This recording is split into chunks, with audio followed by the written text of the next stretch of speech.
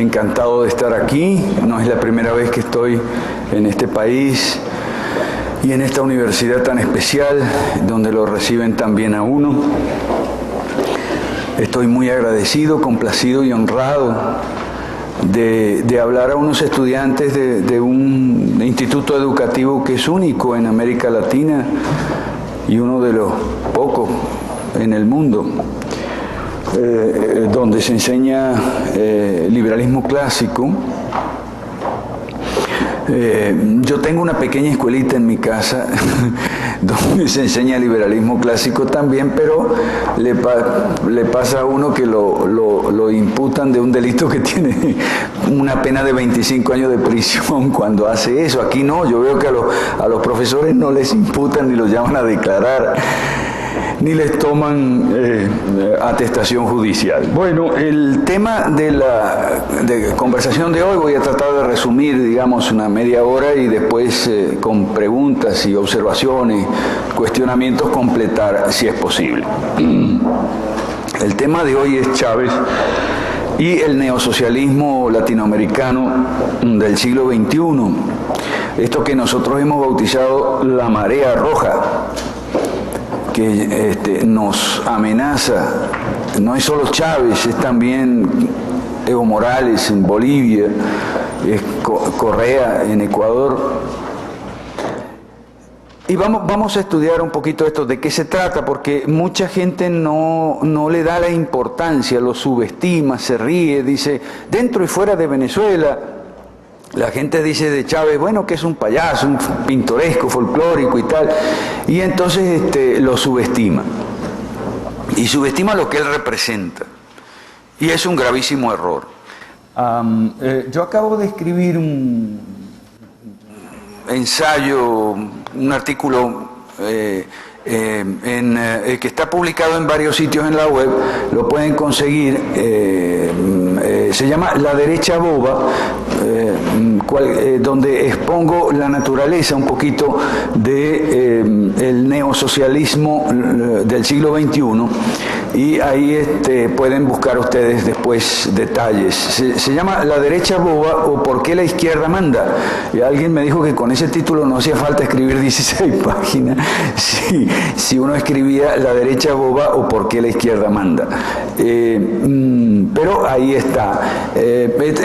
Me he referido también al tema en un programa de televisión que grabamos ayer con un profesor de esta casa, Pedro Trujillo, gran amigo, y que va a salir en la televisión el próximo domingo en la noche. Es el programa con Alfred Kalmit, que se llama Este Oeste. Ahí también hablo un poco sobre eso. Ustedes lo van a poder ver, si Dios quiere, el domingo en la noche, que yo no voy a poder porque ya voy a estar en vuelo, pero me van a dar el video antes que me vaya. Esto que tenemos nosotros en Venezuela es muy peligroso. Y es muy peligroso por varias razones. En nuestros países, yo decía que esta era una institución única en su género, muy especial. Ustedes son realmente privilegiados de poder estar aquí estudiando esto, estudiando algo que nunca tuvimos en América Latina, el capitalismo liberal. Como ustedes han tenido oportunidad seguramente en sus pensum, en sus planes de estudio, en sus materias de economía, en América Latina hemos pasado desafortunadamente del mercantilismo al socialismo sin transitar por el capitalismo liberal. Por eso es que hay tanta pobreza y por eso es que las izquierdas manipulan la pobreza y los sentimientos de insatisfacción y otros sentimientos un poco menos nobles de las masas, y utilizan la democracia para destruir la democracia. Esto es importante. En Venezuela, lamentablemente, yo digo que soportamos dos dictaduras.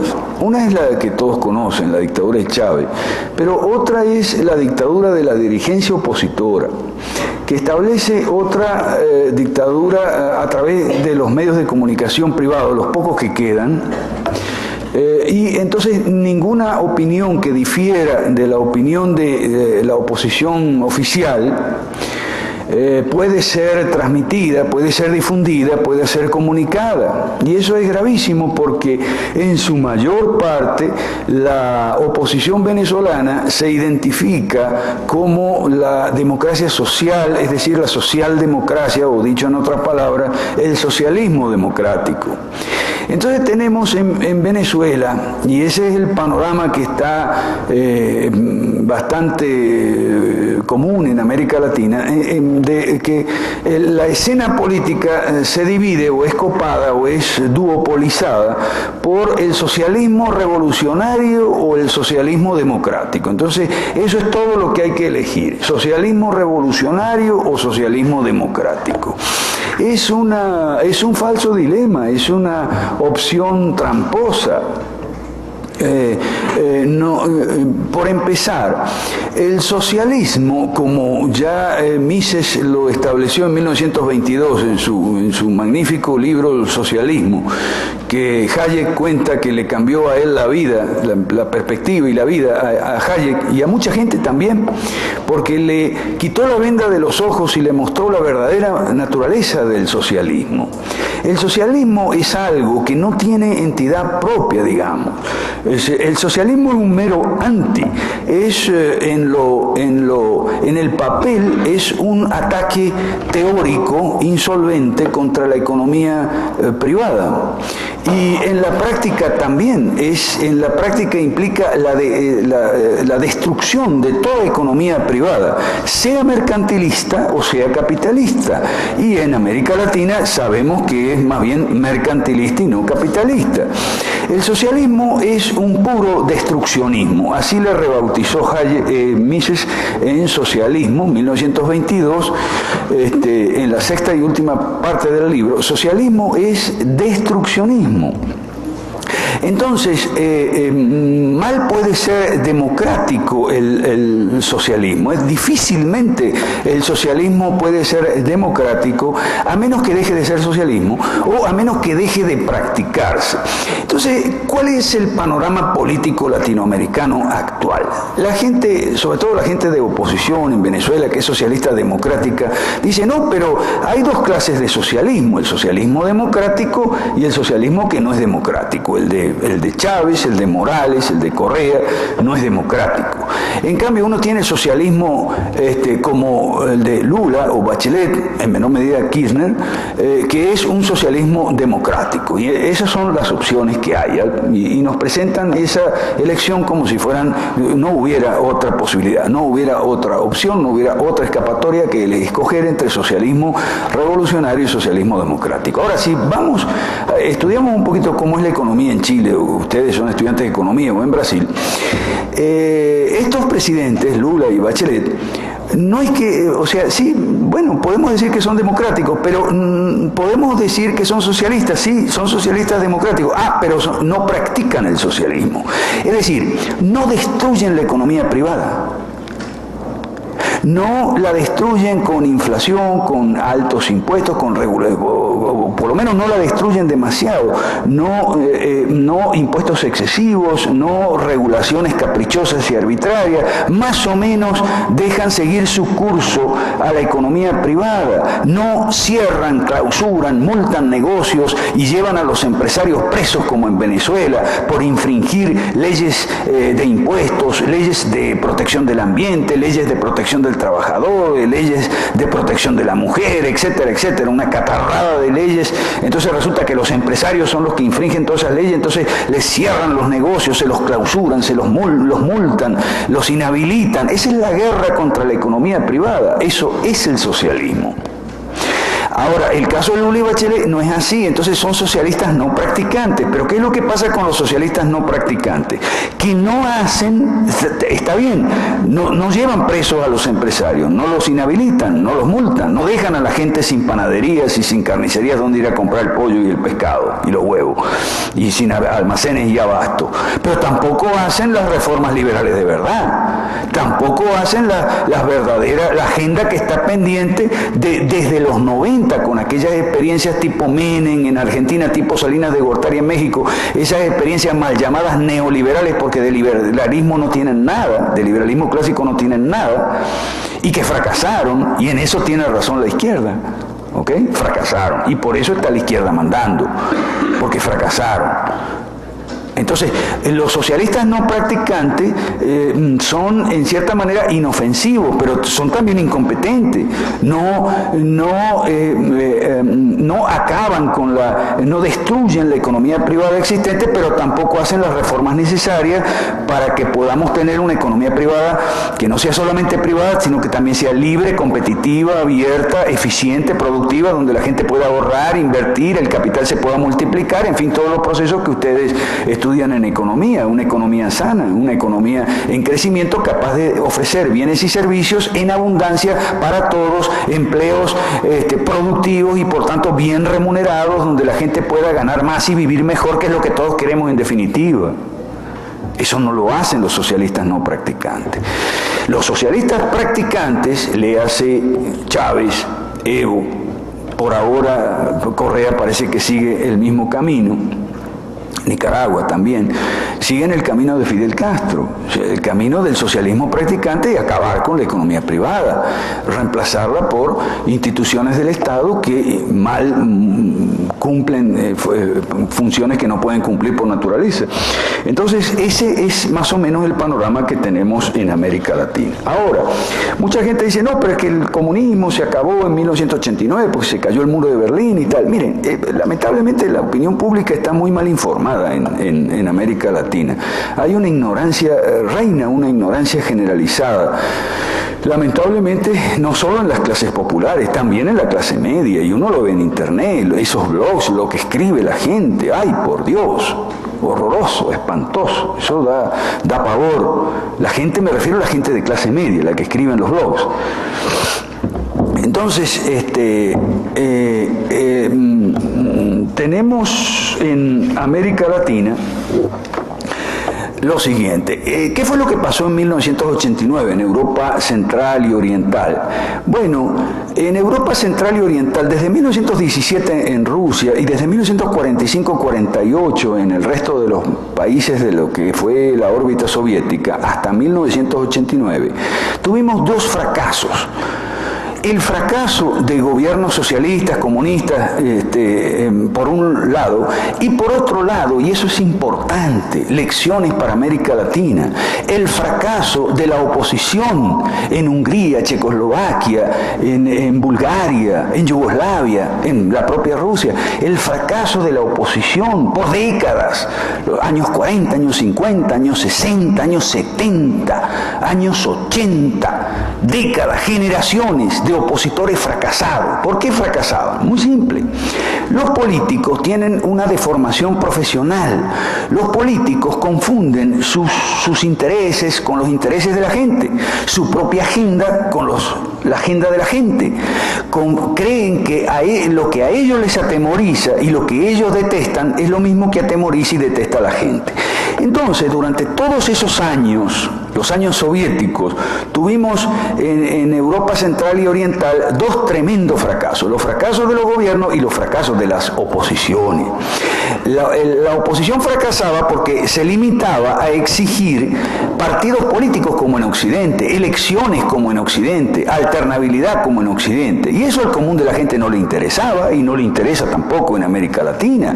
Al común de la gente no está pendiente de la política, el común de la gente no ve programas de opinión y tal, le resultan aburridos, no los entiende bien. El común de la gente además está muy ocupada en su trabajo, en su empresa, en sus estudios, en su familia, en sus iglesias, los que como yo tenemos creencias religiosas, en sus actividades, en sus diversiones, inocentes algunas, menos inocentes otras, pero la gente no está pendiente de la política, las elecciones y tal.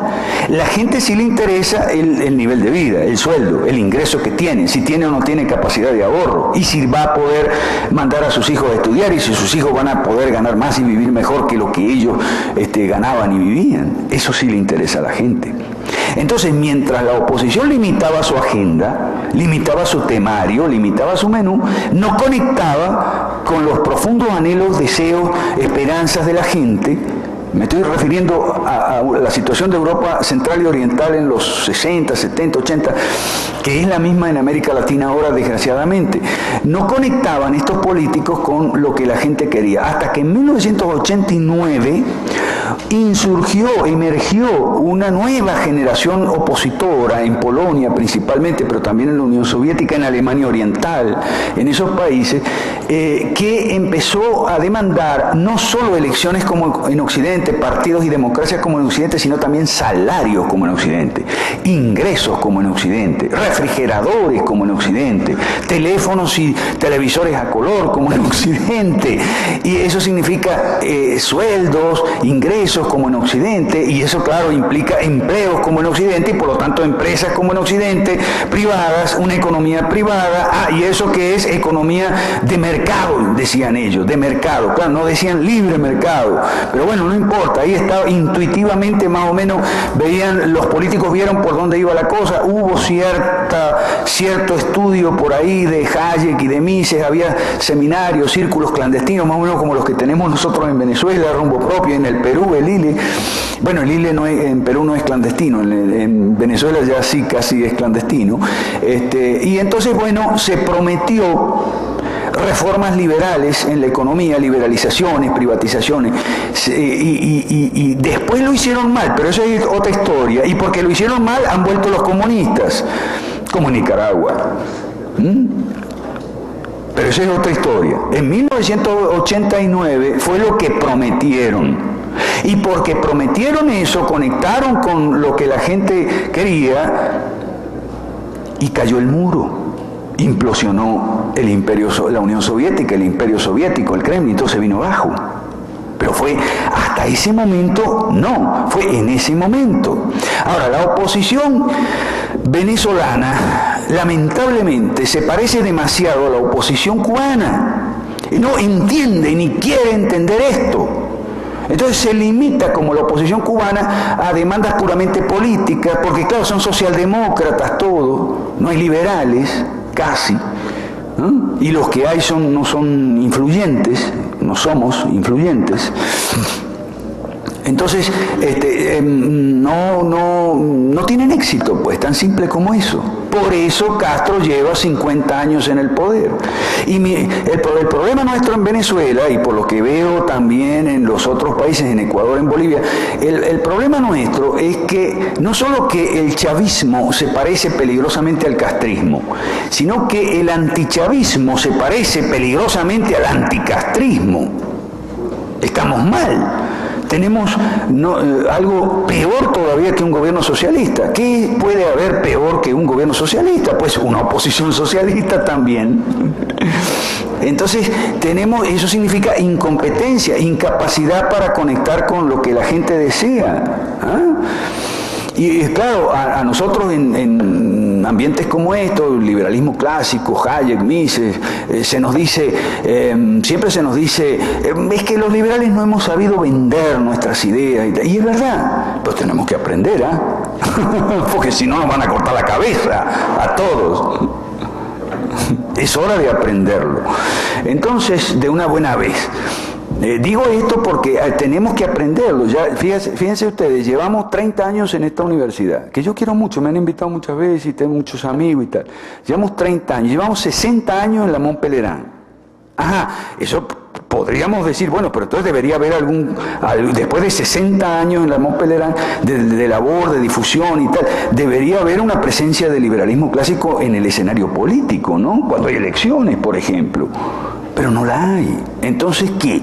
Entonces, bueno, ahí es donde yo sostengo que algo mal debemos estar haciendo nosotros, no es solamente culpa de ellos. Yo me van a perdonar el bibliazo, pero yo cito mucho siempre a nuestro Señor Jesucristo en el Evangelio cuando dice, los hijos de las tinieblas son más sagaces y más astutos y más hábiles, más vivos, diríamos en América Latina, que los hijos de la luz.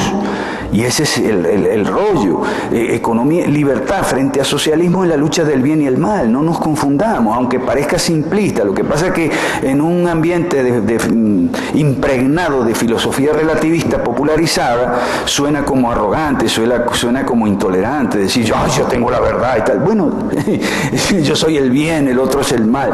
Bueno, en la lucha contra la libertad entre la libertad y el socialismo, me parece que está bien claro que es el bien contra el mal. Ahora, ¿qué pasa si el mal es sagaz, es astuto, es constante, es vivo, es informado, es diligente? Y el bien, o sus portavoces, no son siempre consistentes, cometen errores, se equivocan, son demasiado ingenuos muchas veces, son un poco lentos, inconstantes, cometen errores. Bueno, entonces va a ganar el mal. Y eso es lo que está pasando en América Latina.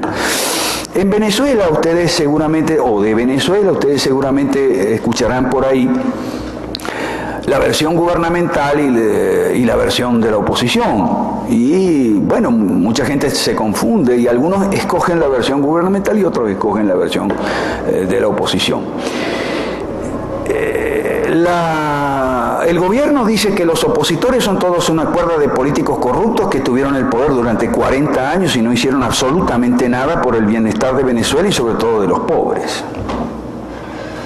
Y la oposición dice que el gobierno, que Chávez es un loco tirano, castrista, comunista que quiere hacer volver ese país comunista y eternizarse en el poder para asegurarse de que el comunismo sea inamovible. ¿Y saben qué? Ambos tienen razón. Ambos tienen razón. El gobierno dice de sí mismo que es la salvación de la Venezuela y sobre todo de los pobres. Miente. Y la oposición dice que ellos son amigos de la libertad y la democracia. Miente también. Si ustedes quieren tener una pintura clara de lo que realmente pasa en Venezuela, ustedes tienen una línea muy clara que distingue la verdad de la mentira. Cuando cada uno de los dos actores habla del otro, dice la verdad, y cuando habla de sí mismo, miente. Ahora bien, el socialismo, si se practica, como el caso de Chávez, no puede ser democrático. El socialismo... El único socialismo que puede ser democrático o digamos aceptable, tolerable, claro, depende un poco cómo definamos democracia. Como ustedes saben muy bien, hay dos clases de democracia, la democracia liberal y la democracia que no es liberal. ¿Okay? La democracia liberal es una democracia limitada, es la que está asociada a la idea de gobierno limitado. Democracia limitada significa que hay principios, normas, valores que como derechos humanos básicos y fundamentales, léase la tríada lockeana, ¿no es cierto? Vida, libertad y propiedad, quedan protegidos y al abrigo de las decisiones de la mayoría. Por amplia que sea la mayoría, no puede ir contra la vida, las libertades y la propiedad de los ciudadanos. Eso se llama democracia limitada. Por amplia que sea la mayoría. Y por sólida y establecida que sea la mayoría. ¿Ok? Porque hay posiciones por ahí que ustedes van a ver que son casi liberales, casi. Y yo les tengo mucho miedo, porque confunden mucho. Y entonces aparecen por ahí, sí, que cualquier mayoría circunstancial no puede ir contra la... ¿Para qué quiere decir circunstancial? Por implicación, por sentido contrario, quiere decir entonces que una mayoría que no es circunstancial, esto es, que es sólida, que es permanente, que es bien establecida, le hace una mayoría de fanáticos, pues sí puede ir contra la libertad, la vida y las propiedades, porque una mayoría de fanáticos no es una mayoría circunstancial. Una mayoría de gente que se le ha lavado el cerebro, se le ha adoctrinado, se le ha... ¿Ah? Entonces, yo recomiendo tener mucho cuidado con las posiciones casi liberales. No es que una mayoría, en el concepto liberal de democracia, no es que una mayoría circunstancial no puede ir, no, una mayoría, no punto, no puede ir contra esas libertades. En cambio, en una democracia que no es liberal, la decisión de una mayoría, de un parlamento, de una asamblea constituyente elegida por una mayoría, sí puede restringir, vulnerar, atropellar los derechos a la vida, libertad de los ciudadanos. Esa es la democracia no liberal. Bueno, ahora, lo demás son detalles importantes, por supuesto me refiero a Estado de Derecho, división de poderes, separación de poderes, mejor dicho, y eso son detalles importantes, pero en esencia lo que caracteriza a una democracia liberal es el que una mayoría, por amplia que sea, no puede ir contra los derechos individuales. Ojo, dije derechos individuales, porque los casi liberales dicen por ahí derechos de las minorías. Ah, pero ¿y si yo soy solo? Entonces quiere decir que la mayoría sí puede ir contra un individuo, no puede ir contra una minoría porque están garantizados como derechos de los derechos humanos fundamentales básicos como derechos de minoría, no como derechos individuales. Entonces yo recomiendo tener cuidado con las posiciones casi liberales, recomiendo ser ortodoxo y tajante en esto, ¿okay?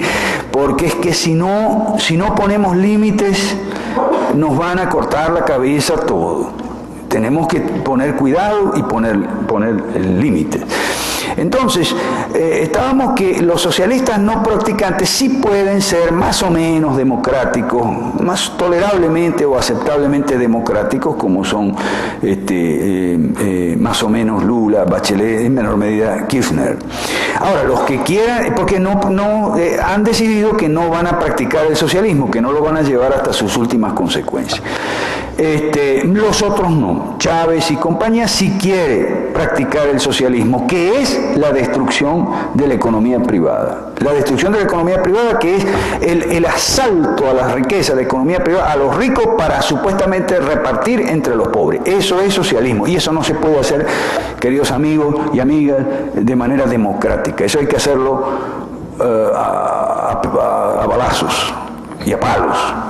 Por eso el socialismo practicante no es ni puede ser democrático, nunca. Cualquiera sea el límite, cualquiera sea el criterio más o menos estricto que apliquemos de democracia, el socialismo practicante no puede ser democrático, jamás. Ahora bien, hay un problema aquí, y por eso la conversación de esta mañana es sobre neosocialismo. ¿Por qué neo? ¿Qué diferencia hay entre neosocialismo y paleosocialismo? Vamos a ver. En 1989, cuando se produjo ese hecho, la caída del muro, la implosión de la Unión Soviética, eso fue un devastador. Aparentemente se había sellado se había ganado ya la Guerra Fría, una victoria de Occidente, una victoria de la libertad sobre el totalitarismo del mercado, sobre la economía planificada. Aparentemente, bueno, ganamos, pues. Pero resultó que no. Entonces, ¿qué pasa? Bueno, ahora, de todo modo fue un sismo devastador y el Imperio Soviético arrastró en su caída a Marx y Engels como sustentos teóricos del socialismo. Entonces los socialismos tuvieron que buscar otras plataformas teóricas entre comillas, ¿no? Y por eso lo de neo. Ahora, aparentemente fue un triunfo, una ganancia y tal, pero ¿qué fue lo que pasó? Bueno, ¿por qué después volvieron los comunistas? En muchos de esos países todavía, se cambiaron el nombre y el escudo, ya no le ponen más la hoz y el martillo, le ponen otra cosa ahí, otro nombre, no se llama comunista, se llama otra cosa, pero están ahí. Bueno, porque es muy sencillo, porque los que se escogieron en 1989, 90, 91 no hicieron las reformas liberales de verdad que habían prometido, entre otras razones, muy posiblemente porque no sabían cómo hacerlo. Y ahí es la importancia de ustedes, y ustedes son la clave del futuro América Latina, porque ustedes están aprendiendo cómo hacerla, me imagino. Entonces, bueno, no lo hicieron y tal, pero para el socialismo, al final fue lo que pareció ser una desgracia, fue una bendición disfrazada, porque los socialistas, después de 1989, ya no tenían el Kremlin, el Ejército Rojo, el Gulag, esas aberraciones que antes de 1989 les resultaba difícil e incómodo para justificar. hallar justificaciones, tenían que estar un poco a la defensiva. Ahora, cuando se quitaron el fardo de encima, los socialistas pudieron volver con su cara muy lavada, fresca. Aquí no ha pasado nada. Vamos, no, eso ya se acabó, eso ya es historia. Ahora vamos a hacer el socialismo de verdad. ¡Oh! Otra vez. Eso fue lo que pasó, eso fue lo que está pasando, eso es lo que está pasando en América Latina. Ahora, además de lavarse la cara y lavarse las manos y decir nosotros no fuimos, para poder hacer eso, los socialistas tienen que buscar otra justificación teórica entre comillas, para el socialismo, que no sea Marx y Engels, que ya están un poco devaluados, pasados de moda además. Y bueno, sí, el debate en el terreno de las ideas, en el topos urano, en el mundo platónico de las ideas, bueno, no cabe la menor duda que Mises y Hayek ganaron. Mises demostró que el socialismo era imposible, inviable. El socialismo que describían los socialistas en el papel por aquello de la imposibilidad del cálculo económico, el teorema misiano de la imposibilidad del cálculo económico y la inviabilidad del socialismo como tal. Claro, el socialismo como vía hacia la prosperidad de la gente. Pero ¿qué tal si el socialismo no fuese una vía, lo que ellos dicen, sino lo que son en realidad, no una vía hacia la prosperidad de la gente, sino una vía hacia la prosperidad de los socialistas? Porque si nosotros vemos la nomenclatura, ellos viven muy bien. Vean cómo vive, por ejemplo, el hijo de Vilma Espín en La Habana. Vean cómo viven los jerarcas chavistas en Caracas, en las mejores mansiones de los que se fueron y las compraron. Entonces, si el socialismo es el sistema para que los socialistas vivan bien, entonces el socialismo no fracasó, fue un éxito, vive muy bien. Y el fracaso, más bien, los fracasados somos nosotros. Nosotros somos los fracasados, que hemos sido incapaces y parece que somos incapaces de defendernos, siquiera de ponerle contención a la marea roja. Y ni hablar de hacer las reformas liberales de verdad, de luchar contra el verdadero enemigo histórico y principal del liberalismo, que no es el socialismo, sino el mercantilismo, que trae la pobreza, y la pobreza trae el socialismo. El socialismo fue un intruso posterior, que terció en la discusión, el debate entre liberales y mercantilistas, le hace Adam Smith, y nos etiquetó a los partidarios del capitalismo liberal y a los mercantilistas por igual el San Benito de derecha, capitalismo, eso es todo lo mismo. Entonces, y me refiero a ustedes que son estudiantes de economía, tenemos que recuperar esa memoria ideológica, histórica, intelectual, espiritual. Nosotros, dentro del mundo cristiano evangélico, yo soy un evangélico pero raro porque soy tomista. ¿No?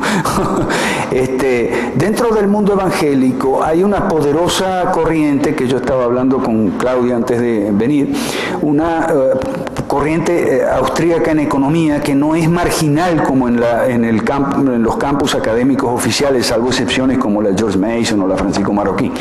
Me refiero a autores relativamente conocidos como Gary North en Estados Unidos y el Centro de Economía Política Cristiana de Vallecito, California, Tyler, Texas, asociado al Centro Teológico de Tyler, Texas, y otras menos conocidas como Stephen Perks de la Fundación Kuiper en Londres. Son rigurosamente austríacos en economía, porque demuestran en sus libros, que yo les recomiendo, les aliento calurosamente a leer, dicen que esa es la economía bíblica, pues la economía de la escuela austríaca, y muestran las compatibilidades y cómo conecta una cosa con la otra y cómo conjuga perfectamente. Entonces, eso es lo que estamos haciendo nosotros, digamos, en nuestra comunidad evangélica, en el mundo, en Europa, en Estados Unidos y en América Latina, principalmente en Perú, en Venezuela, y aquí en Nicaragua el doctor Francisco Bianchi, que está haciendo un trabajo excelente. Aquí en Guatemala, el doctor Francisco Bianchi, que está haciendo un trabajo excelente. Entonces, por cierto, uno de estos personeros, Stephen McDowell, va a estar conmigo la semana que viene en Perú. Vamos a estar abriendo una escuela bíblica de gobierno, rigurosamente austriana en economía, Dios mediante, ustedes van a poder enterarse por internet de nuestros trabajos, de nuestros progresos, de nuestros adelantos. Lo que nosotros queremos es, como tenemos como objetivo, quitarle tenemos dos objetivos: quitarle el cristianismo, entre comillas, a los socialistas. Y el otro es hacer del liberalismo clásico una propuesta política viable, abrir avenidas políticas al liberalismo clásico, encarnarlo en programas políticos. Tenemos un programa de 3 libertades y 11 derechos que estamos promoviendo. Eso es nuestro plan de acción, eso es nuestro programa político, nuestra oferta electoral y nuestro plan de trabajo, nuestro plan de acción, nuestra estrategia, nuestra declaración de principios también, es todo junto. Y entonces estamos viendo la construcción de partidos a corto y mediano plazo, porque no hay mucho tiempo, que puedan ofrecer a la gente una alternativa distinta entre el socialismo revolucionario y el socialismo democrático con dejos del viejo mercantilismo, que es lo que tenemos en América Latina. Ahora bien, ¿por qué meto aquí el cristianismo y tal? Bueno, ahora vamos a un poco para ir concluyendo y hacer esto que no sea un monólogo. Vamos a ver un poco cuáles son las diferencias entre el neo y el paleosocialismo. Entonces, como digo, Marx y Engels se vieron arrastrados por en 1989, la caída del muro y el colapso por implosión de la Unión Soviética arrastró en su debacle pues al marxismo-leninismo, Marx y Engels, no solo el leninismo ya estaba en decadencia desde tiempo antes de 1989, pero en 1989 lo que entró en crisis fue el sistema de Marx y Engels como soporte teórico. Entonces Chávez y otros, no Chávez solamente, inventaron el socialismo del siglo XXI, recurriendo a otras fuentes que no son Marx y Engels, recurriendo a 4 fuentes que yo voy a citar, que es importante. Sería interesante que ustedes tomaran esto como tema de estudio, el neosocialismo, las fuentes ideológicas del neosocialismo, y si es posible temas de tesis y tal, porque es interesante, tiene implicaciones de primer orden pues en la economía, en el mundo de la ciencia económica. Son 4 fuentes que yo llamo las 4 patas de la mesa ideológica de la marea roja, ¿no? Las 4 patas de la mesa son en primer lugar los neomarxistas, el socialismo del siglo XIX, el culto a los héroes nacionales tipo Bolívar y la política correcta. Repito, socialismo del siglo XIX, neomarxistas, el culto a los héroes nacionales como Bolívar y la política correcta. ¿Okay? Esto es, vamos a hacer comparaciones con Marx y Engels. Esto aparentemente es más discoordinado, esto es una mezcla, esto es una especie de estofado español, ¿no? Es un sancocho, como decimos en Venezuela. Aquí hay socialismo del siglo XIX con neomarxismo del siglo XX, héroes nacionales mezclados con política correcta, héroes nacionales de la independencia con la política correcta, que es lo más Hillary Clinton. Entonces, ustedes dirán, ay, pero eso es una mezcolanza indigerible. Esa es su gran ventaja. Esa es su gran ventaja. Porque entonces eso es inabordable racionalmente. Eso es todas esas incoherencias. Ellos no están hablando a la razón como Marx y Engels. Ellos están hablando a los sentimientos. Eso es más difícil de tratar. ¿Ok? Entonces, pero bueno, analicémoslo un poquito uno por uno. El socialismo del siglo XIX, vamos a empezar. Si estudiamos la historia del socialismo, por lo menos desde Platón como Popper, ¿okay? Por lo menos desde Platón, vemos que desde la perspectiva histórica amplia, Marx y Engels representaron un brevísimo paréntesis dentro de lo que es la historia del socialismo y su fundamentación ideológica. Un paréntesis que va desde 1917 a 1989, bien breve. No es nada eso en la historia del socialismo. Entonces, ese paréntesis se cerró en 1989. Entonces, la primera fuente de sustituta, la primera fuente de recambio a la que recurrieron los socialistas fue el socialismo del siglo XIX, o sea, el socialismo premarxista. Hay dos grandes vertientes en ese socialismo premarxista. Una es lo que Engels llamó socialismo utópico, ¿no? En el Anti-Düring, y que Hayek estudia en ese libro excepcional que se llama La Contrarrevolución en Ciencia. O sea, Fourier, algunos nombres conocidos como Fourier, Owen, Saint-Simon, Comte, positivismo, y algunos menos conocidos como Enfantin, por ejemplo. Entonces, esos son los socialistas utópicos, los que quisieron hacer los falanterios. Bueno, es lo que Chávez está haciendo en Venezuela, es la Constitución nueva. Es eso. Entonces, esos son, en su tiempo fueron menos conocidos, o sea, unos utópicos diseñadores de sistemas, ustedes saben, constructivismo social o racionalismo constructivista, como dice Hayek, no eran muy conocidos. Socialistas utópicos son una de las dos vertientes del socialismo premarxista del siglo XIX. La otra vertiente, mucho más conocida en su época y ahora, el socialismo cristiano, entre comillas. Esto es muy importante, hay detalles históricos que hay que conocer, por eso digo que este es un buen tema para investigar, para hacer seminarios, ese tipo de cosas. Por ejemplo, en 1848, cuando sale el Manifiesto Comunista, ¿quién era Marx? Marx era un barbudo exiliado alemán en Londres que iba desconocido absolutamente, que se encerraba en el Museo Británico a escribir enormes tratados contra los economistas políticos y tal. Nadie lo conocía, salvo en los círculos revolucionarios, de revolucionarios profesionales y agitadores. Marx era conocido, pero fuera de esos círculos no. Ahora, ¿eso significa que el socialismo era un desconocido? ¡No!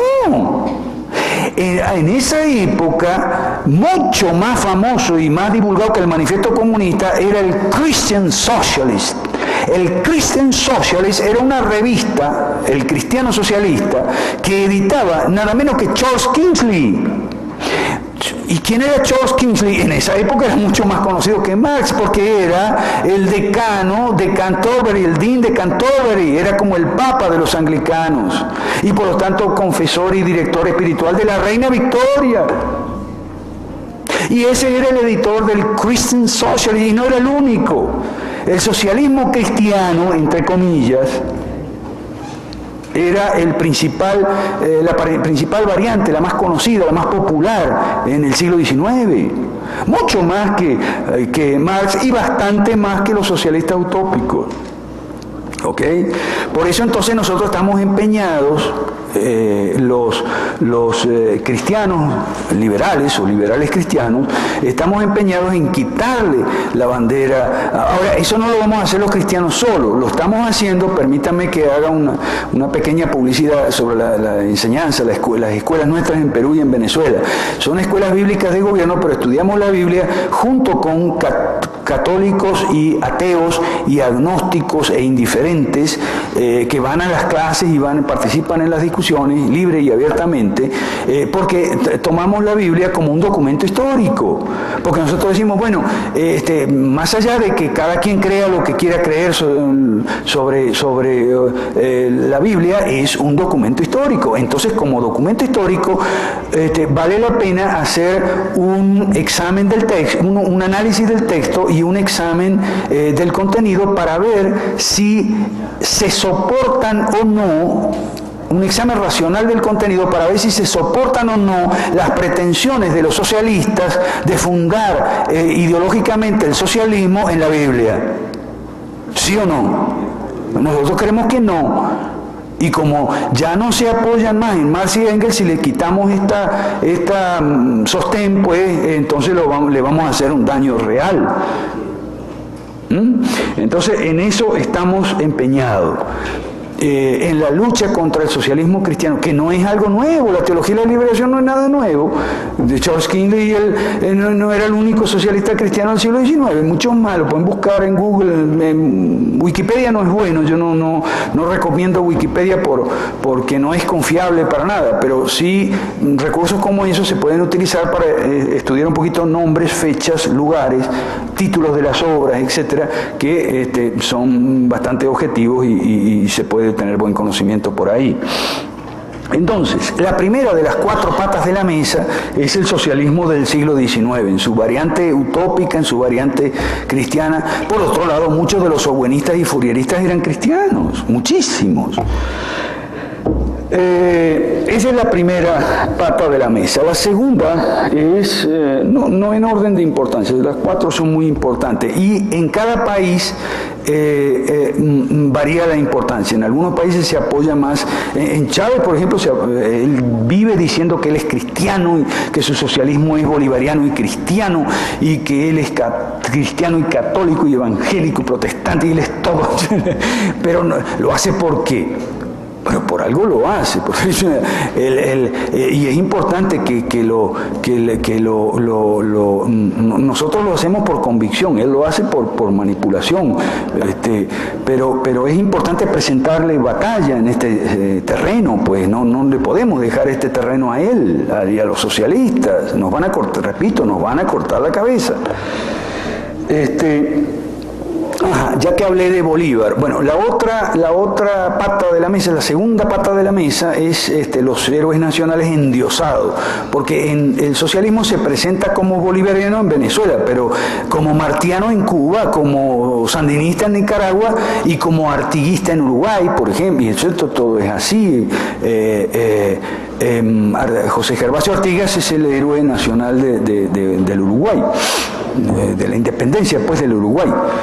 De manera que no es nada nuevo, ni nada exclusivo, ni nada particular. No es una locura de Chávez, como se le ocurre en ciertos círculos de la oposición, que califican a Chávez de loco, igual que a Hitler, pero con lo cual banalizan la cosa, ¿no? Entonces, es importante ver si en estos próceres endiosados hay elementos que les hacen fácil presa de la manipulación por parte del socialismo. ¿Hay elementos socialistas en Bolívar? Bueno, sí. ¿Cuál es el problema? Sí. El socialismo ya estuvo presente en la Revolución Francesa, Babeuf, los iguales, los justicieros, todo eso, y en las revoluciones del 20, europeas del 20, del 30, del 48, la Comuna, el 71, etcétera. De manera que Bolívar sí fue discípulo de Simón Rodríguez, su mentor, un socialista declarado, ¿ok? Y Chávez utiliza siempre la tríada Simón Rodríguez, Bolívar, Ezequiel Zamora, que fue otro prócer de la guerra civil, de la guerra llamada federal en Venezuela, según más o menos en la segunda mitad del siglo XIX.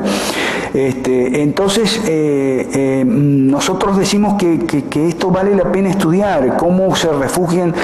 Nosotros decimos que tenemos, para salir de Chávez tenemos que aprender 3 lecciones. Los venezolanos no vamos a poder salir de Chávez hasta que no aprendamos esas 3 lecciones y las aprendamos bien.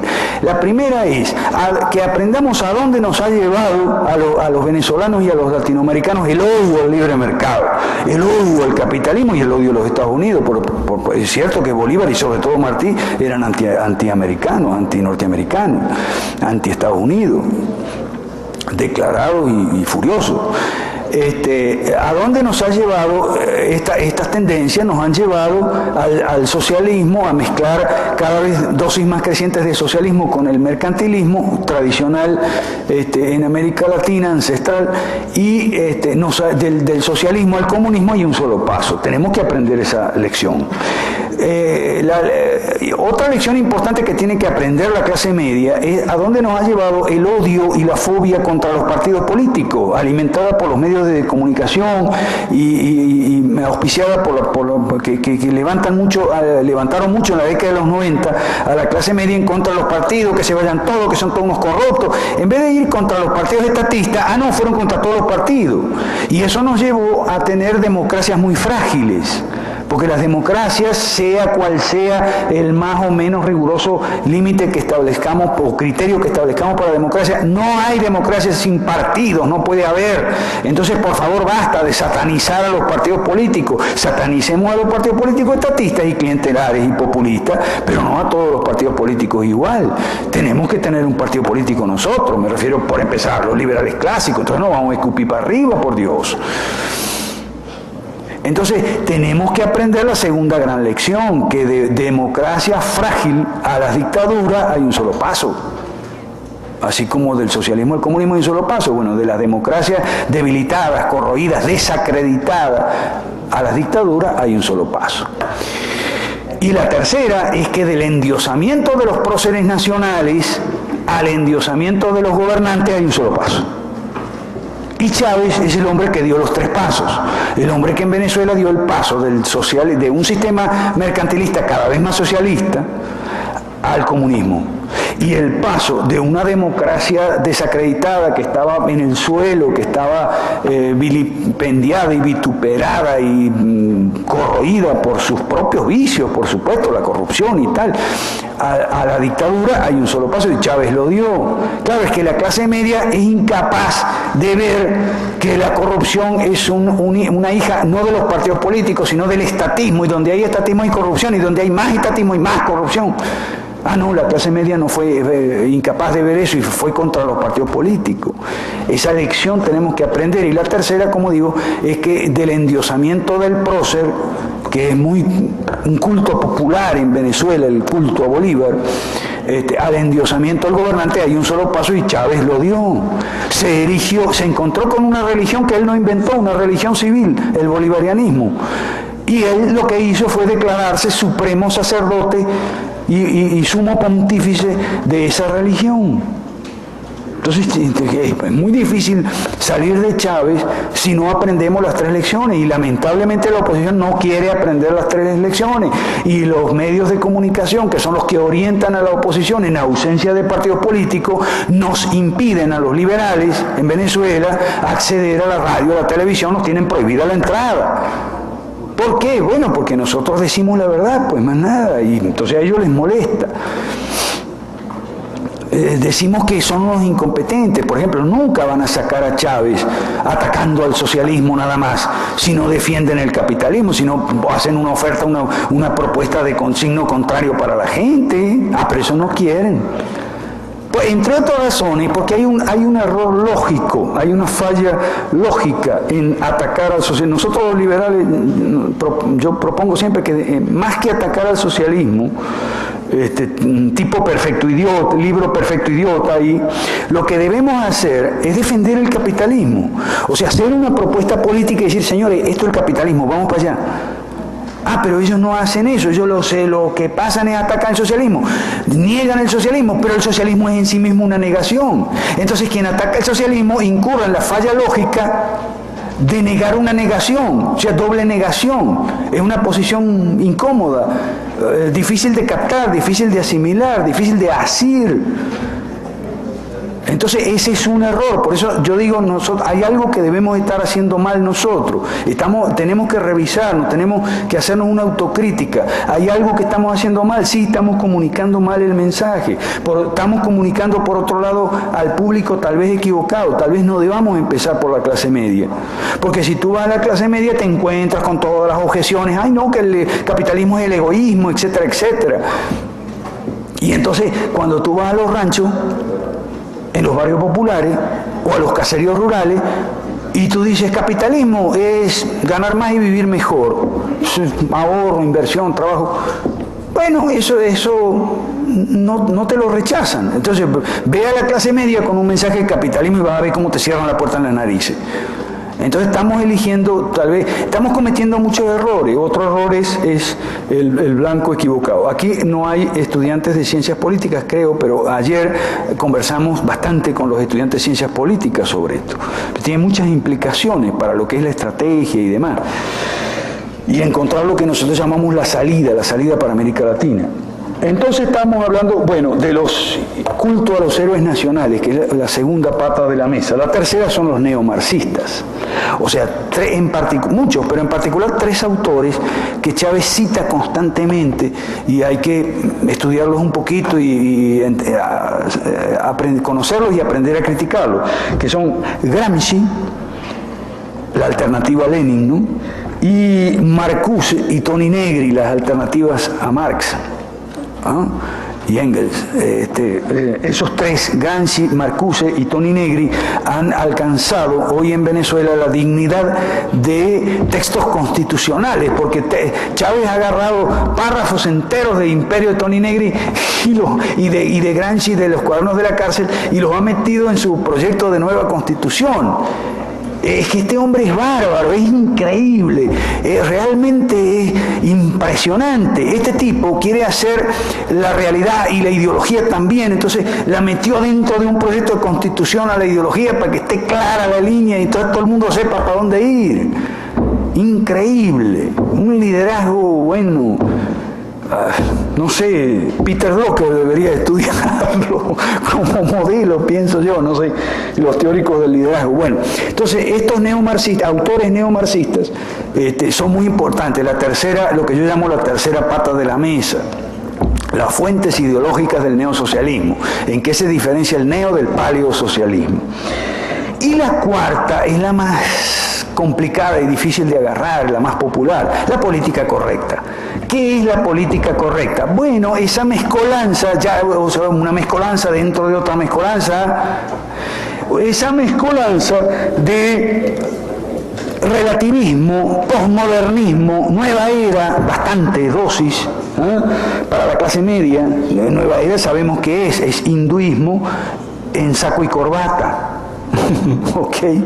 Y es importante que estudiemos, fíjense, independientemente que nosotros creamos o no en Dios, o en Jesucristo, la religión es importante para los pueblos. Como sea, la religión va a ser la política y la economía, porque va a ser la cultura, los valores.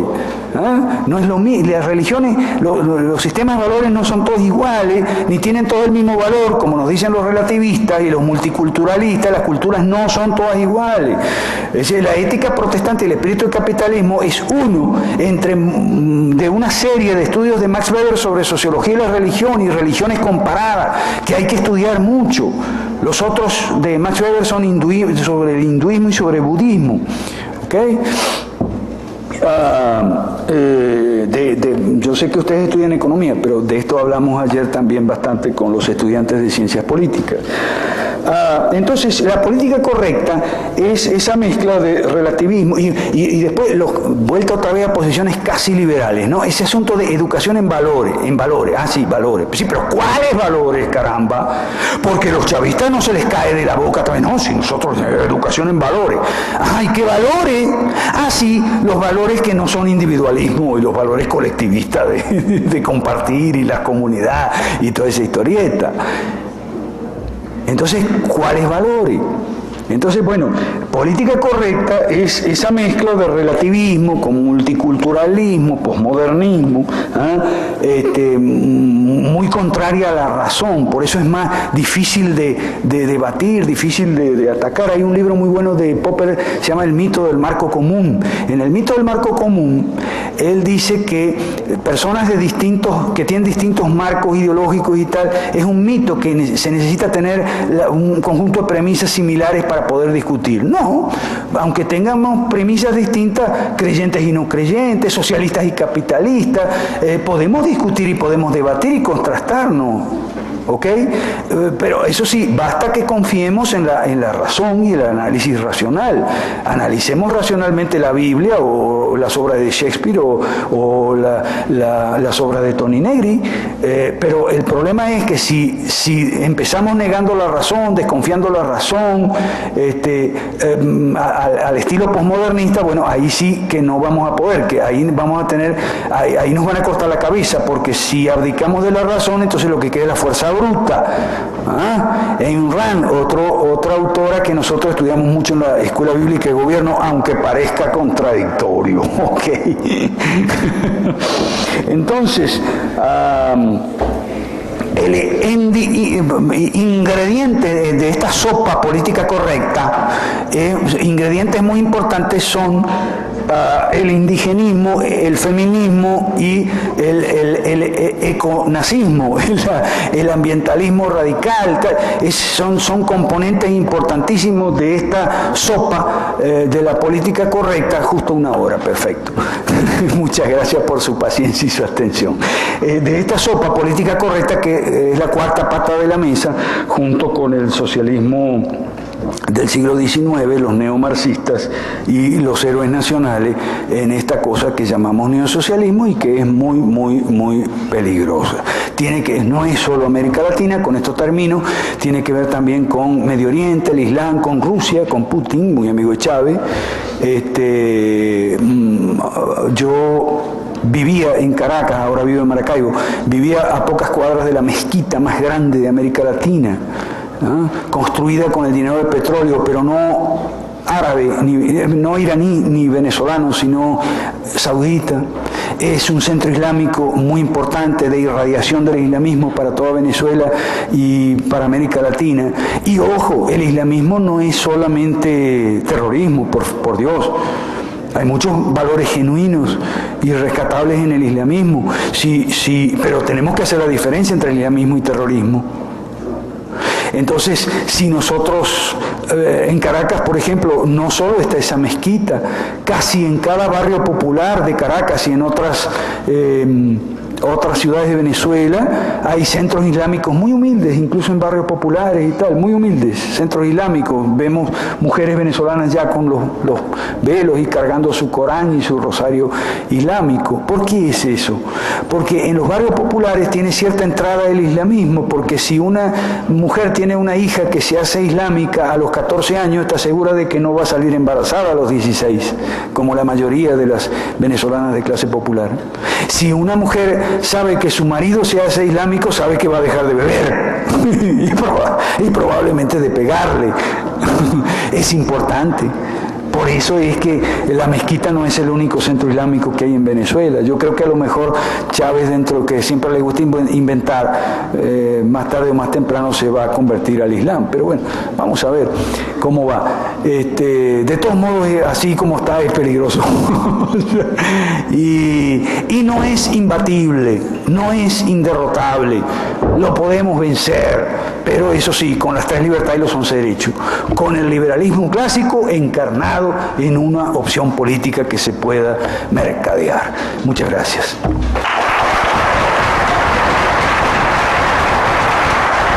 ¿Cuál es su comentario acerca del socialismo del siglo XXI, que está propuesta por un catedrático de la UNAM, de Heinz Dietrich Stephan? Bueno, sí. Bueno, yo no puedo tener buena opinión de Heinz Dietrich porque Heinz Dietrich es uno de los que cooperó en mi proceso judicial, ¿ok? Entonces, no. Heinz Dietrich fue uno que lanzó por internet la denuncia que nosotros queríamos separar al Zulia de Venezuela. Vamos a hablar un poquito de eso. Fíjense. Bueno, no, sí, claro, Heinz Dietrich, para responder a tu pregunta, lo que pasa es que eso me lleva al tema del autonomismo regional. Para responder a tu pregunta, bueno, ellos tienen no solo a Heinz Dietrich, tienen también a mucha gente en Venezuela y fuera de Venezuela, en el Centro Miranda. En ese escrito que yo titulé La derecha boba o por qué la izquierda manda, describo un poco el Centro Miranda, que es la usina ideológica de donde sale.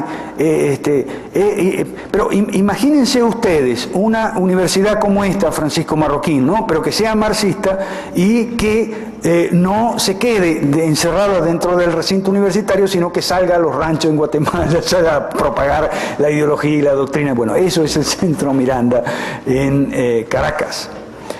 Yo sostengo que el Centro Miranda es el equivalente de las olas en lo que fue la olas en los 70, claro, en la violencia, ¿no? Lo que sembró de foco guerrillero. Esta vez estos no son leninistas, son gramscianos y no van con la violencia, van con el lavado de cerebro. Bueno, esto nos lleva al autonomismo. Nosotros los liberales en Venezuela y en el Perú estamos llevando adelante, impulsando la propuesta de las 3 libertades y 11 derechos como contenido de una constitución. Nuestro modelo es Estados Unidos 1776. Ahora bien, los documentos constitucionales de 1776, la Declaración de Independencia y demás, la Declaración de Derechos, no salieron de la nada. Antes que eso hubo en Estados Unidos declaraciones, o sea, se establecen los derechos fundamentales como límites al gobierno, es decir, como las enmiendas, ¿no? El gobierno no legislará en materia de prensa, el gobierno no legislará en materia de iglesia y religión, etcétera. Entonces, la única manera de evitar que los gobiernos nos pongan límites a nosotros es ponerle nosotros límites a ellos. Eso se llama liberalismo clásico, en términos entendibles por el pueblo y no solo por los académicos, ¿ok? Entonces, esa lista de 3 libertades y 11 derechos, ustedes la pueden ver en nuestra página web que se llama rumbopropio.org.be. Rumbo Propio es el nombre de nuestro movimiento político en Venezuela. Ustedes pueden ver esa carta de 3 libertades y 11 derechos, que son los derechos humanos básicos fundamentales, en clave liberal, ¿no? O sea, el derecho a tener impuestos justos y moderados, el derecho a tener un gasto público moderado, el derecho a tener, a elegir la moneda para los negocios y las transacciones y los refugios financieros que cada quien desee, y sus contratos y sus arreglos, el derecho a tener un gobierno que se limite a las 3 funciones propias de los gobiernos, que son seguridad, justicia y contratación de obras públicas y mantenimiento de obras públicas, y sin inmiscuirse en cuestiones de educación, de cultura, de vivienda, de otros reinos de la economía y no de la economía. O sea, esos son los derechos, el derecho a tener un Estado neutral, que no nos diga lo que debemos pensar o lo que debemos sentir. Ojo con la clave posmoderna, antirracionalista. Y ojo con la distinción, aprendamos bien la distinción hayekiana entre los 2 tipos de racionalismo, el racionalismo constructivista o constructivo y el racionalismo crítico. ¿Okay? Nosotros somos racionalistas críticos. Entonces, esa lista de 3 libertades y 11 derechos, nosotros la planteamos como contenido propio de la constitución de una sociedad libre. ¿Ok? Ahora bien, por los momentos es muy difícil para nosotros hacer un partido político de rango nacional donde podamos impulsar esa propuesta. Entonces estamos tratando de construir partidos políticos de rango regional con una propuesta de incorporar esas 3 libertades y 11 derechos como contenido de un estatuto autonómico de la región de Zulia en Venezuela o de la región de Loreto en Perú. Y decir, bueno, de trazar una raya y decir, bueno, si ustedes quieren socialismo allá en la capital de la República, los racionalistas constructivistas quieren decretarnos socialismo en todo el país, háganlo allá en la capital y en las regiones donde por un plebiscito hayan consultado a la gente y la gente les haya dicho si queremos socialismo. Pero vamos a un plebiscito donde la gente pueda decir, ¿queremos socialismo o queremos las 3 libertades y 11 derechos?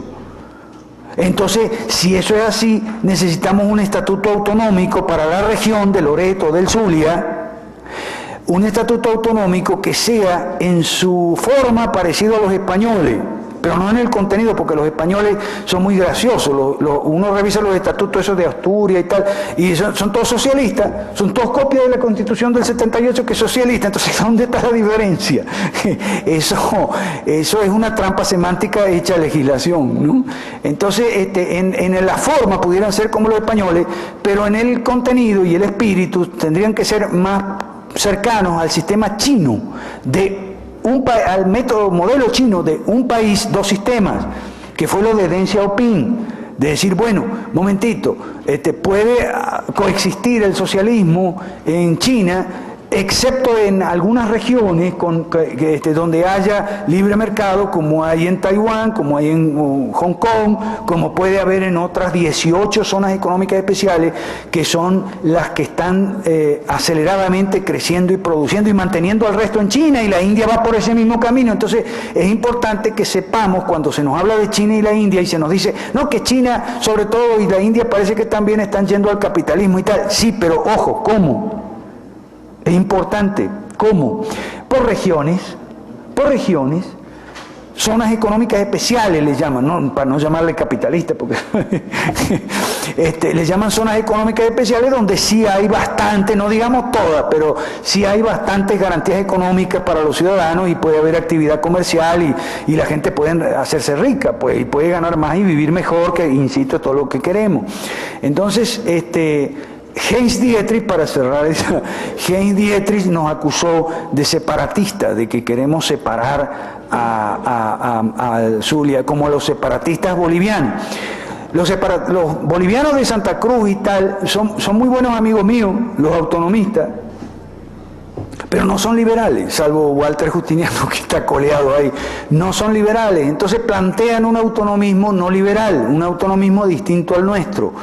Un autonomismo que se queda en reproducir en la región estatismos chiquitos, por decir así. Nosotros no queremos eso. Queremos que en nuestra región del Zulia, del Zulia en Venezuela o de Loreto en Perú, haya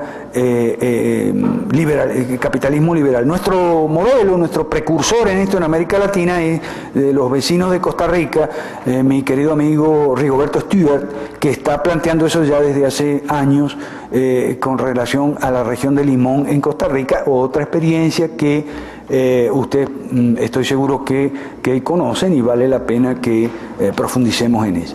¿Alguna otra más observaciones, comentarios, objeciones, críticas? Sí, adelante. Dime, sí.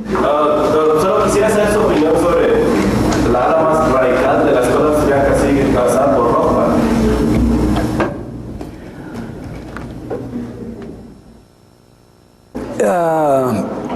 Yo no la comparto, y no la comparto porque la idea que yo comparto es la de gobierno limitado, no gobierno mínimo, porque mínimo es una expresión ambigua, es equívoca. ¿Cuánto es mínimo? Yo sostengo que el gobierno, y eso está en los 11, el derecho número 1. Tú me has preguntado por el derecho número 1 de la lista nuestra de 11 derechos. Es el derecho a un gobierno limitado en 3 respectos. Primero, en funciones a la seguridad, justicia y obras públicas. Esos son los límites para nosotros los que están en ese documento que llamamos Biblia.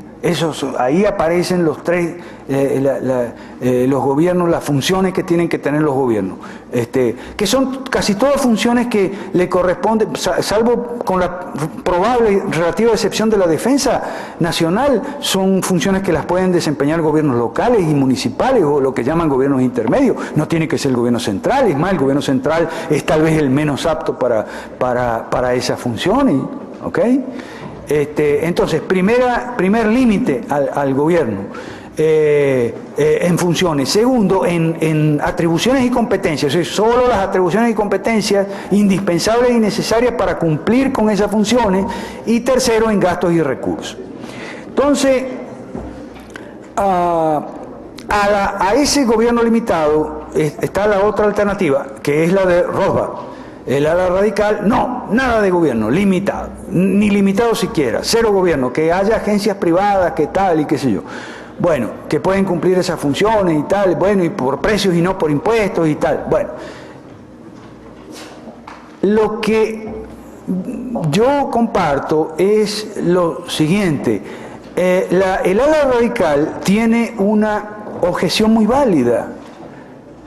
Esa objeción es la siguiente. Rothbard y compañía nos dicen, Pero bueno, pero si así empezaron los Estados Unidos, lo que pasa es que no hay forma ni manera de evitar que se salgan de esos límites, y siempre se van a salir de esos límites, siempre van a robar, siempre van a atropellar, siempre van...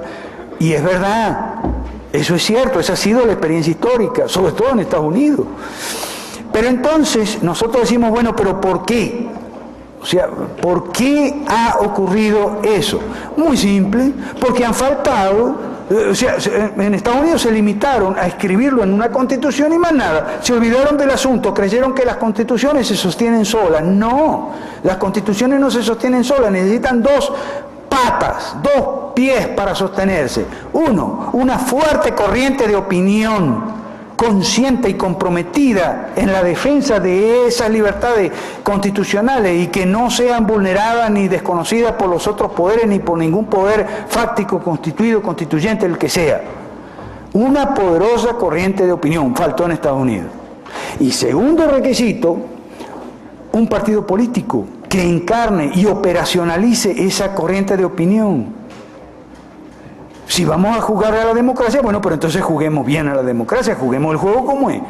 Un partido de derecha, o sea, que no tenga miedo un partido de derecha que diga, no, nosotros estamos para defender, y aquí no va a pasar nadie a los puestos electivos claro, democráticamente, no por la violencia, ¿no? Entonces nosotros respondemos a esa objeción muy válida de Rothbard y compañía de esa forma. Y a su vez contraargumentamos de la siguiente manera.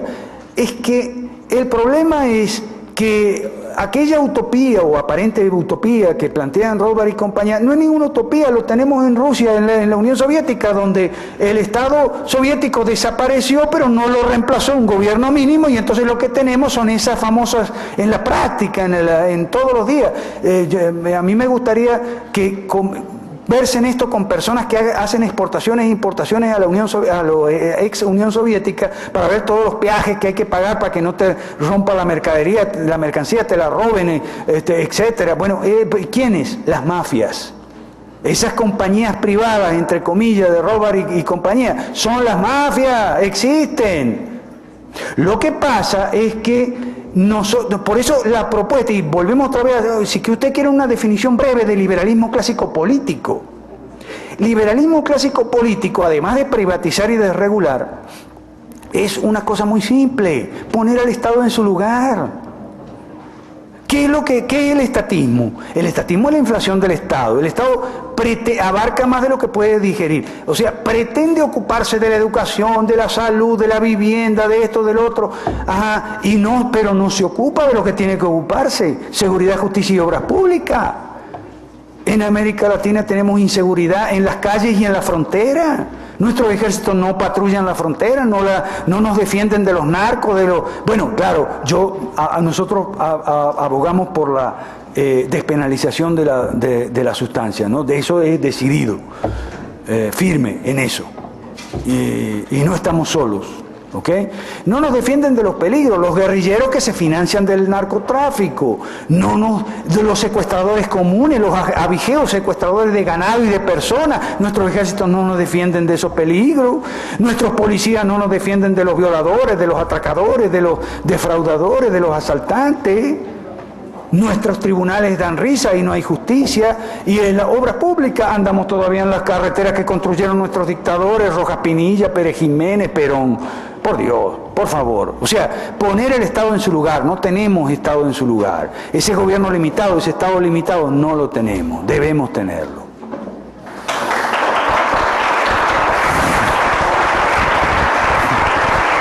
Muchas gracias.